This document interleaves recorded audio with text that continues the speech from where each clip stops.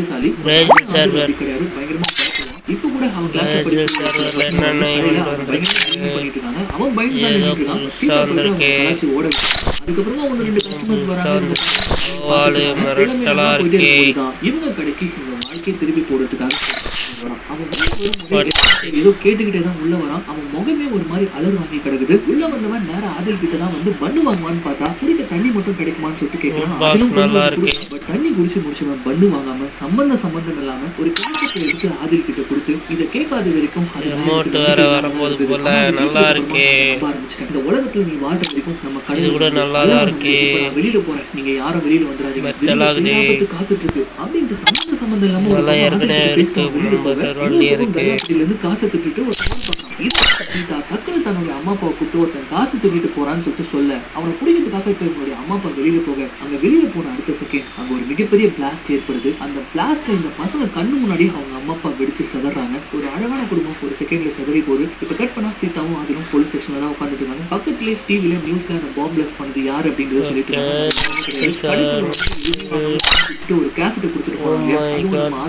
அந்த நபர் தான். அதுதான் போலீஸ்காரங்க இவங்க ரெண்டு பேரும் கூட்டிட்டு வந்து யாரு இதுக்கு முன்னாடி பாத்துருக்கீங்களான்னு சொல்லிட்டு எல்லா கேள்வியும் கேட்கறாங்க. ஆனா அந்த இடத்துல அவன் வெறும் தண்ணி போலீஸ்காரங்க கிட்ட சொல்லிட்டு தங்கச்சி கிட்ட அவன் கொடுத்துட்டு போன அந்த கேசட்டை காமிக்கிறான். ரெண்டு பேருமே அந்த கேசட் பத்தின விஷயத்த மறைக்கிறாங்க. இன்வெஸ்டிகேஷன் முடிஞ்சதுக்கு அப்புறமா சீதா சொல்றான். ஆனா ஆதில் பயங்கரமா பயப்படுறான். அம்மா அப்பா இல்லாத வீட்டுக்குள்ள நம்ம எப்படி தண்ணி அப்படின்னு பயப்படுறான். பட் நம்ம சீதா தான் தைரியசாலியாச்சு, வேற வழியே இல்லை, இதுக்கப்புறம் நம்ம ரெண்டு பேர் தான் ஒருத்தருக்கு இருந்தாகணும் அப்படின்னு சொல்லிட்டு நேரா இப்ப அம்மா அப்பா இல்லாத வீட்டுக்கு வராங்க. அது ரொம்பவே பயந்து போயிருக்கான். வந்த உடனே ப்ளே பண்றாங்க. அப்படி ப்ளே பண்ணி பார்க்கும்போது அதுல யாரோ ஒருத்தருடைய அலறல் சத்தம் பயங்கரமா இருக்கு. ஒரு சித்திரவதை நடக்கும்போது எந்த மாதிரியான சத்தம் வருமோ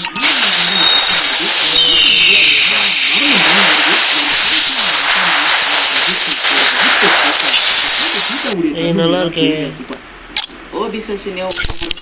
करते हुए सभी सीमाओं को पार किए, भेदभावपूर्ण मानदंडों को चुनौती दी तथा शानदार सफलता हासिल करते हुए ध्वस्त किए। நம்மளுக்கு வர நினைக்கிறேன். हम सब एक ऐसी जनचेतना को जागृत करें जिसमें महिला सम्मान बढ़े।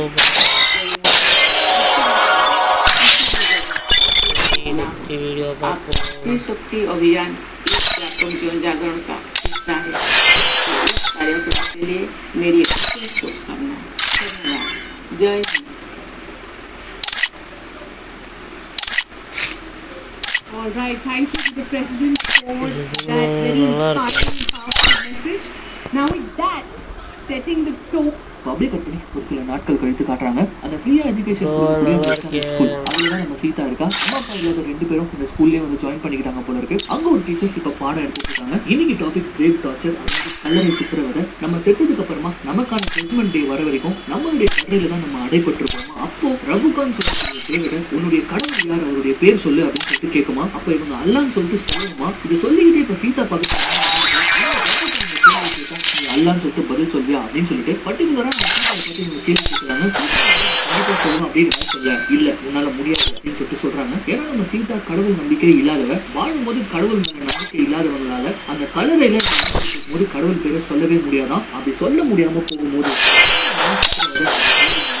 கல்லறை உடம்ப நசுங்க ஆரம்பிக்கும். ஒரு பெரிய சுத்தியால எலும்புகள் நொறுக்கப்படும். இப்படி கொஞ்சம் கொஞ்சமா அது சித்திரவதை அனுபவிப்பாங்க.